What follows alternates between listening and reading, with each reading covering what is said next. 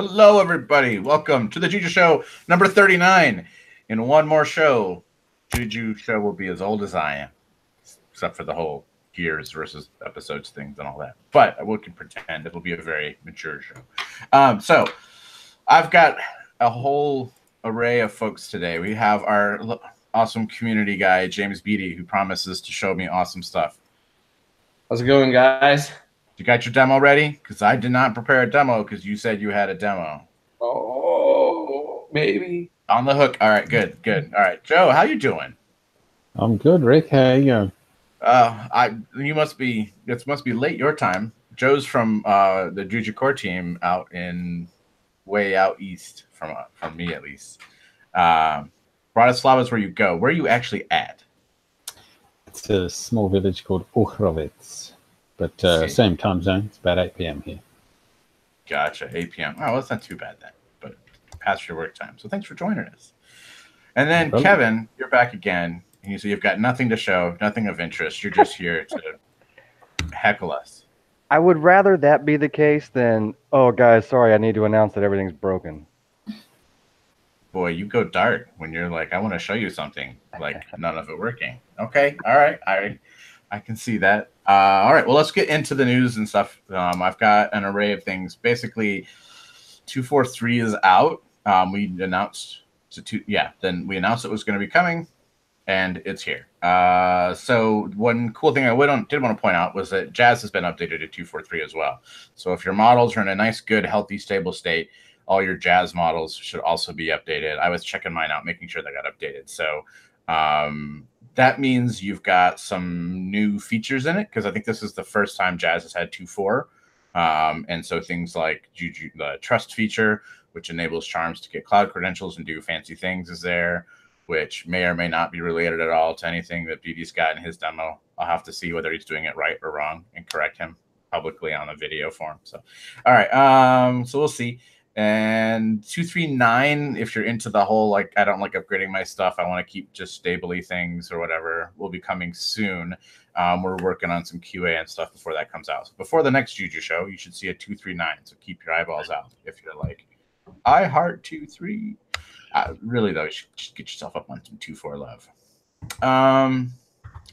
Other stuff I wanted to highlight from the discourse forum. Remember, go to discourse.jujucharms.com. Check out all the conversations happening. Looks like Merlin has updated his Let's Encrypt layer, having auto renew functionality getting fixed up. And I love this charm because it just talks HTTP, and so anything web-based you can stick behind a nice, pretty valid SSL cert using the Let's Encrypt stuff that he's done. So if you're doing any charms around that, you should go check his stuff out. I always love that one. It's one of those little simple utility tools that I don't know. It's the very Unix philosophy. Do one thing and do it well. Be darn handy. And if you're into the more conversation type, Mr. Beedy here has been asking questions about data across peer relations, and I saw there's been some discussion around that. And is that related to this demo, or is it outside of that? It's unrelated. Well, it could be. We can relate it on in. How about that? We can relate what all in. Okay. So my initial my initial idea with the peer relation was that it might help facilitate communication between peers of the same application type. But it turns out that that's not really its primary purpose, from what I've been finding out. So I was looking at making building on the last episode of the Juju show, which unfortunately I missed. I was able to catch up and was really inspired by what you guys did with the whole Juju trust thing and what Kevin was talking about. And I just had a million light bulbs go off. What could I do with this? How does this fit any of my use cases? And since we use AWS for a lot of our stuff, it kind of just it dawned on me that, well, maybe it would be perfect to start off at looking at Elastic Load Balancer integration. And so I thought, I've got these web applications and they have multiple front ends, and there's always when they're deployed via Juju, I always have this extra step I have to take. When I scale up my application, I have to go and run this script, and it checks the elastic load balancer against the deployed Juju instances, and it adds any instances to the load balancer that aren't there. Just kind of an extra extra operational little overhaul that you have to be aware of when deploying the application. So I thought, wouldn't it be nice if the application could add itself to the load balancer using the AWS integrator charm? And so that's kind of the direction that I started to go down this path of maybe I could make a subordinate charm that relates to my web server application charm. And then this subordinate charm would be the elastic load balancing charm that would take advantage of the AWS integration.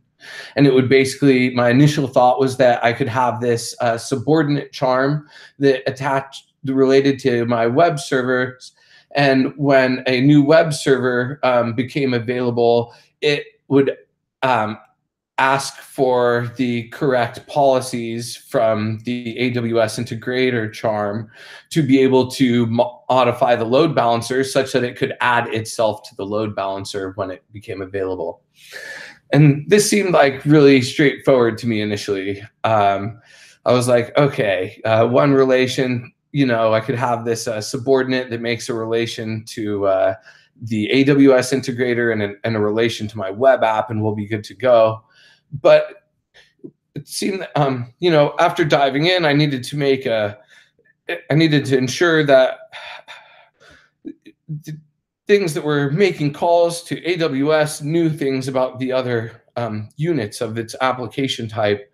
And so communicating that information through the peer relation didn't really end up working out.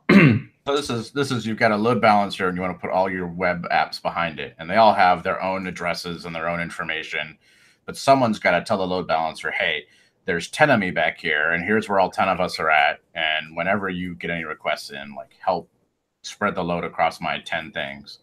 And so you were trying to have all 10 of them peer relate to each other, communicating, and that's very chatty, right? Like they all end up, all 10 want to talk to all 10, and there's no one there that really makes a decision. And it can get into a little bit of a noisy situation, I know for sure. So you got that kind of going, and then kind of found all that chatter and stuff. And then what did you do from there?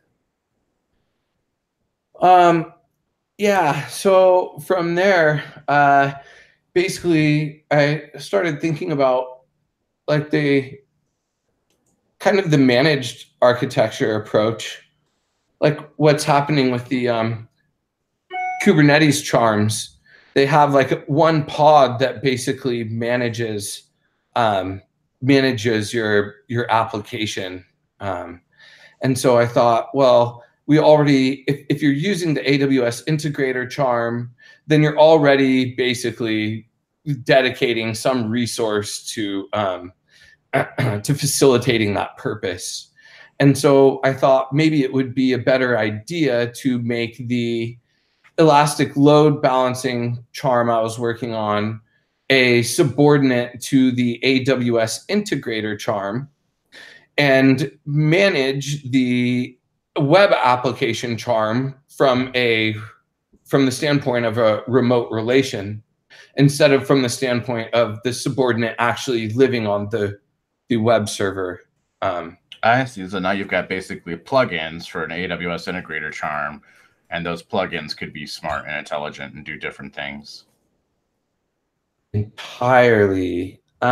So if we want to dive in one step further, I can share my screen. Sure. And give a little bit more of a demo here for what I'm talking about. Share the screen now.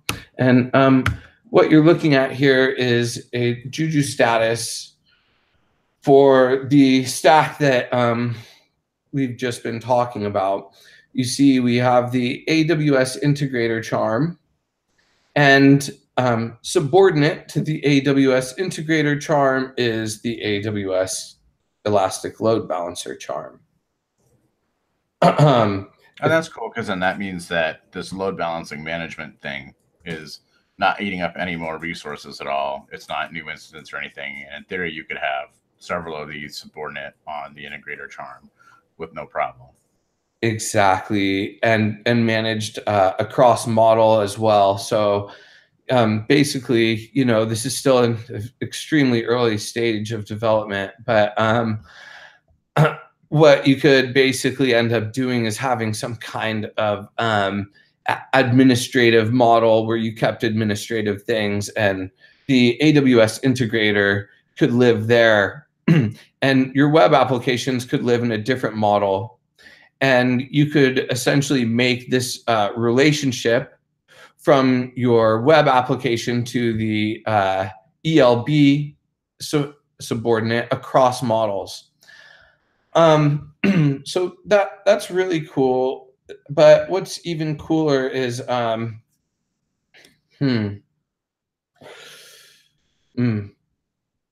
So basically, we now have this Flask application behind the load balancer, and if we want to see, what's going on behind the scenes there, sorry about that. We can kind of flip over to my AWS console, and if you can see, I've got a list of the current Elastic load balancers that I have provisioned, and excuse me. You can see here a list of the Elastic load balancers I have provisioned, and we see this one here, Juju ELB, with some UUID. And if we look down through the details about the load balancer, we'll see that each portion has been configured independently.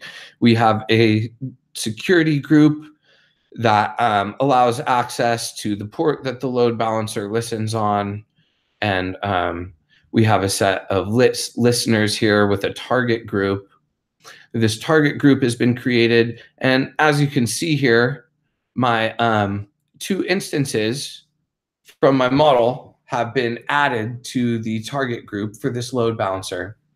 And currently, we can see they're in this unhealthy status. Well, that's because I just haven't exposed them yet. If I Juju expose my web app to open up the port so that the load balancer can run its health checks. And that's another thing. The ELB charm also sets up a health check if you want for your application. So switching back, is that defined across the relation then, like where the app provides what URL is a good URL to hit for a health check, or what? Exactly. Nice. Okay. Yeah, and it currently it's not configured that way, but that's in the future plans for the ELB charm. So if you look, after I expose my application, the target status here has changed to healthy because it can reach it now. And can I add one other bit of feedback there? Yes. Would be it'd be really cool if the ELB charm itself could check that health status and note its own status based on that, right? Like not currently healthy as part of, like, blocked, the thing I'm related to is not exposed or whatnot, just to kind of complete the circle of if you do it right, it just works, and if you don't do all the steps right, then it tells you what to do next, right? Totally, Rick. That is excellent advice. That's just what I was looking for here. Cool. Yeah, because if you don't have access to the AWS management console in this case, then a user might be able to get stuck and be like, hey, why isn't this thing working? So I totally see what you're saying. If Juju was aware of that, it would allow Juju to communicate that to the user. We do have one action which will basically get the DNS name for the Elastic Load Balancer once it's been configured. And hopefully, if everything works correctly, we'd be able to find our application here. And something's not working correctly, but for the sake of demos. Well, no, that's cool. I like how the action helps point you at, we've done some work now, and now here's where the next step is on stuff. So that's very good and README material, or get started guide material, I should say. Totally. So yeah, there it is. It's in very early stages, but gosh, along with what you said, there's a few other pieces of polish that are just going to come on real nicely right on top of this thing. So, well, very cool. It's really cool to see that we were kind of, talking about adding some new stuff, and then it inspires you to go off and make things more interesting and useful in your own context, right? To add on top of it.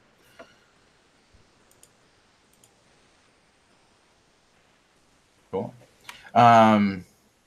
What I guess it'll be interesting long term to kind of see whether or not those are functionalities that the integrator charms themselves should kind of suck up over time, as they have the implicit kind of knowledge about the cloud that they're integrating with, or if we end up with kind of that LB charm for each cloud, or how that would work out and scale out kind of across all the various hosts and platforms that Juju supports.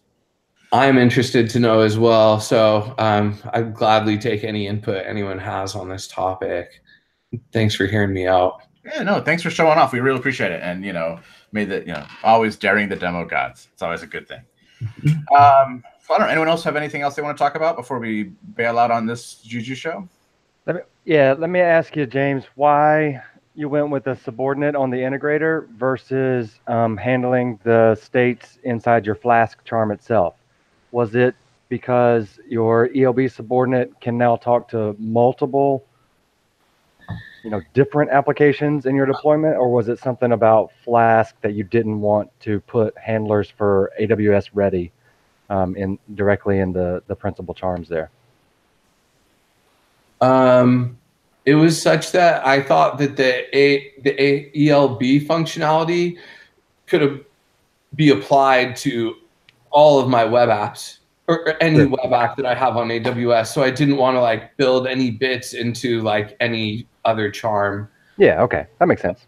The thing is, so yeah, there's a few. Maybe I could quickly note the caveats. So what I initially did was I said, to create an elastic load balancer, you have to give it at least 2 availability zones to load balance to.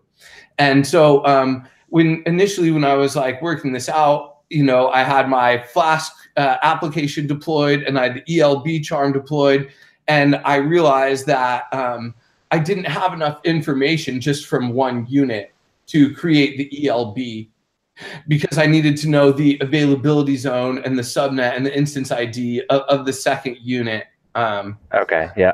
And so just to create the ELB, you only need to specify the availability zones that you're load balancing across. But even at that point, with only one unit, you don't know what the other availability zone will be. So then basically and this still stands in the AWS ELB charm I just demoed, it blocks until you have 2 units of your web application that is relating to it, such that once you do have 2 units of your web application, then the AWS ELB charm can ascertain the availability zone and instance ID from each of those units. Yeah.